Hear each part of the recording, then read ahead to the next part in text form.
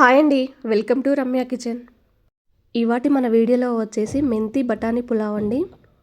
ఈ పులావ్ చేయడం చాలా ఈజీ అండి. మనకు 10 నిమిషాల్లో అయిపోతుంది ఈ పులావ్ చేయడం. లంచ్ బాక్స్లోకైనా డిన్నర్లోకైనా చాలా బాగుంటుందండి ఈ మెంతి బఠానీ పులావ్. మెంతి కూర అనగానే చేదుగా ఉంటుందనుకుంటారు కదా, కానీ ఇలా పులావ్ చేసి పెడితే ఆ చేదు అనేదే ఉండదండి. కొన్ని చిన్న చిన్న టిప్స్ ఫాలో అయితే మెంతి కూర బఠానీ పులావ్ అన్నం పొడి పొడిగా చేదు లేకుండా చాలా టేస్టీగా వస్తుందండి. వీడియోని స్కిప్ చేయకుండా చూడండి, మీకు ఈజీగా అర్థమవుతుంది.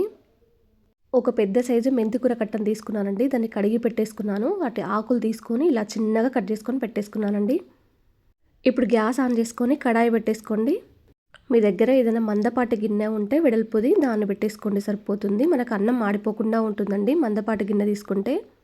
దాంట్లోకి ఒక 5 మిరియాలు, 2 ఇలాచీలు, షాజీరా ఒక 1 టేబుల్ స్పూన్, 2 లవంగాలు, అలాగే 3 పచ్చిమిర్చి కూడా పొడుగ్గా కట్ చేసుకొని వేసుకోండి. దీంట్లోకి అల్లం వెల్లుల్లి పేస్ట్ ఒక హాఫ్ టీ స్పూన్ వరకు వేసుకోండి.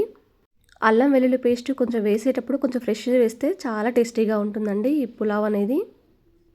ఈ మెంతి కూర బఠానీ పులావ్లోకి ఆనియన్స్ అనేది వేయరండి, ఆనియన్స్ వేయద్దు దీంట్లోకి.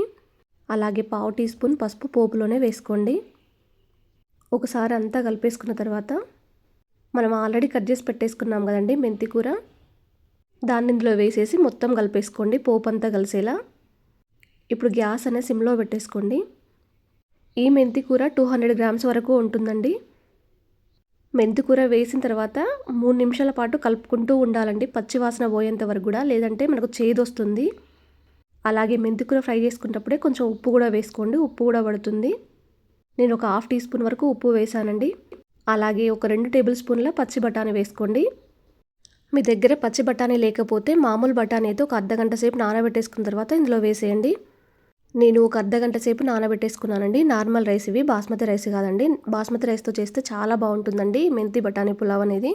మీరు ఏ రైస్ తీసుకున్నా కూడా ఒక అర్ధగంట సేపు నానబెట్టేసుకోండి. వాటర్ అంతా వంపేసి మసాలాలన్నీ బాగా పట్టేలా రైస్ మొత్తం ఇందులో వేసేసి ఒక 2 నిమిషాల పాటు వేయించుకోండి. ఇలా వేయించడం వల్ల అన్నం పొడి పొడిగా వస్తుంది, మసాలాలు కూడా బాగా పడతాయండి, ఉప్పు కూడా సరిగ్గా పడుతుంది మనకు. మెంతి కూర కట్ట 200 గ్రామ్స్ ఉంటే మనం హాఫ్ కేజీ వరకు బియ్యం తీసుకోవచ్చు అండి, కరెక్ట్ క్వాంటిటీ సరిపోతుంది. మెంతి కూర తక్కువగా ఉండి మనం రైస్ అనేది ఎక్కువగా తీసుకుంటే అంత టేస్ట్ అంత బాగుండదండి. నేను నార్మల్ రైస్ తీసుకున్నాను కాబట్టి ఒక గ్లాస్ బియ్యానికి 2 గ్లాసుల వరకు నీళ్లు పోసానండి. అదే బాస్మతి రైస్ తీసుకుంటే ఒక గ్లాస్ బియ్యానికి 1 గ్లాసున్నర వరకు నీళ్లు పోయండి, కరెక్ట్ క్వాంటిటీ సరిపోతుందండి మనకు. అప్పుడే మనకు అన్నం పొడి పొడిగా వస్తుందండి, లేదంటే మెత్త మెత్తగా అంత బాగుండదు పలావ్ అనేది. పలావ్ అనేది ఎప్పుడు చేసినా కూడా పొడి పొడిగా వస్తే చాలా బాగుంటుందండి. ఇప్పుడు మూత పెట్టేసి ఒక 5 నిమిషాల పాటు హై ఫ్లేమ్లో ఉంచండి గ్యాస్ అనేది. చూడండి, ఒక 5 నిమిషాల తర్వాత మనకు మూత తీస్తే ఇలా ఉందండి. ఇప్పుడు గ్యాస్ అనేది సిమ్లో పెట్టేసుకోండి. కొంచెం తేమ లాంటిది ఏమన్నా ఉన్నా కూడా పోతుంది మనకు. ఇప్పుడు గ్యాస్ అనేది పూర్తిగా ఆఫ్ చేసి కిందికి దించేయండి. చూడండి, నార్మల్ రైస్తో చేసినా కూడా అన్నం పొడి పొడిగా చాలా బాగా వచ్చిందండి. వేడి వేడిగా ఉన్నా కూడా అన్నం ఎంత పొడి పొడిగా ఉందో చూడండి. మెంతి కూర కూడా చాలా హెల్దీ అండి. ఇలా డైరెక్ట్గానే తినేయచ్చు ఈ మెంతి బఠానీ పులావ్ అనేది, లేదంటే పెరుగు రహితో తిన్నా కూడా చాలా బాగుంటుందండి. ఇది లంచ్ బాక్స్లోకి అయితే ఈజీగా అయిపోతుందండి మార్నింగ్ అయితే.